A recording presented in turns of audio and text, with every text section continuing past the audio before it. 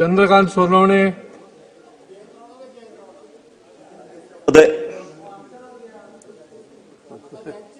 सन 25-26च्या अर्थसंकल्पातील अनुदानावर बोलण्यासाठी संधी दिल्याबद्दल मी आपले आभार मानतो. अध्यक्ष महोदय, महाराष्ट्रामध्ये जानेवारी 25 मध्ये दावोस येथे झालेल्या जागतिक आर्थिक परिषदेत 63 कंपन्यांबरोबर आपला करार झालेला. यातनं जवळपास 16 लाख रोजगार निर्मिती होणार ही अभिमानास्पद बाब आहे. पण आपल्याला विनंती करतो की रोजगार निर्मिती होत असताना आदिवासी भागाचा विशेष करून विचार केला गेला पाहिजे. आणि ह्या जे इंडस्ट्री येणार आहेत यांना जर आदिवासी भागामध्ये त्यांच्या कंपन्या सुरू करण्यासाठी सूचना केल्या गेल्या तर आदिवासी भागातील जनतेला त्याचा फायदा होणार आहे. माझ्या मतदारसंघातील चाडी इथे औद्योगिक विकास क्षेत्र मंजूर झालेलं आहे. हे MIDC मंजूर झाल्यानंतर त्याला लागणारा जो खर्च आहे हा जवळपास 14 कोटी रुपये, ज्यामध्ये पायाभूत सुविधा या त्या ठिकाणी उपलब्ध होतील.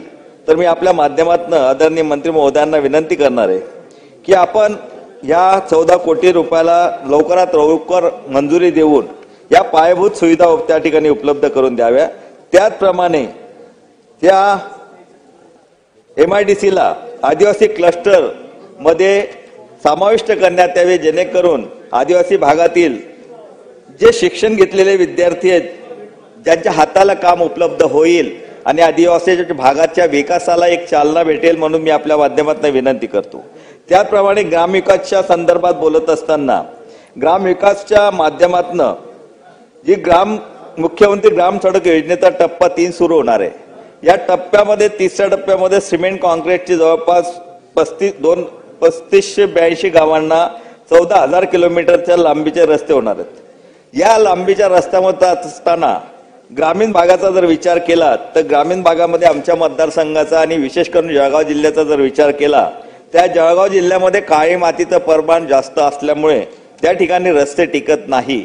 म्हणून ज्यावेळेला मुख्यमंत्री ग्राम सडक योजनेचा 3रा टप्पा चालू होईल तर त्या ठिकाणी विशेष जास्त प्रमाणात निधी देऊन जो काळी मातीचा भाग आहे त्या ठिकाणी रस्ते चांगले टेकण्यासाठी आपण त्या ठिकाणचा व्यवस्थित डाटा घेऊन या रस्त्यांना मंजुरी द्यावी, जेणेकरून ग्रामीण भागाचा रस्त्यातला प्रश्न जो हा संपेल आणि ग्रामीण भागातले रस्ते चांगले होतील आणि ग्रामीण भागाच्या जनतेला सुद्धा सुविधा आपल्याला देता येतील.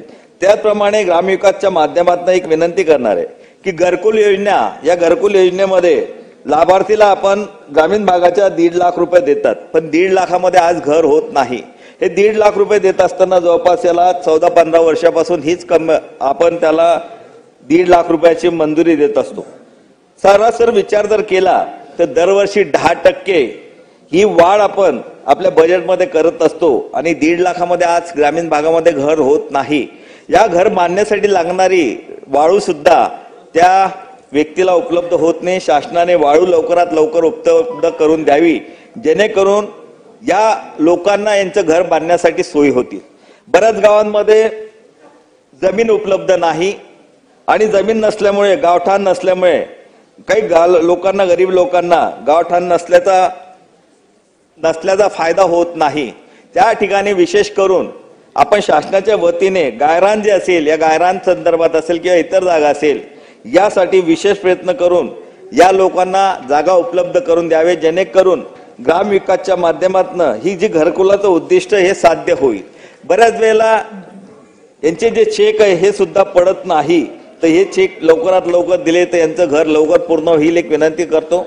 त्याचप्रमाणे ऊर्जा विभागात बोलत असताना मुख्यमंत्री बळीराजा मोफत वीज योजना आपण चालू केली.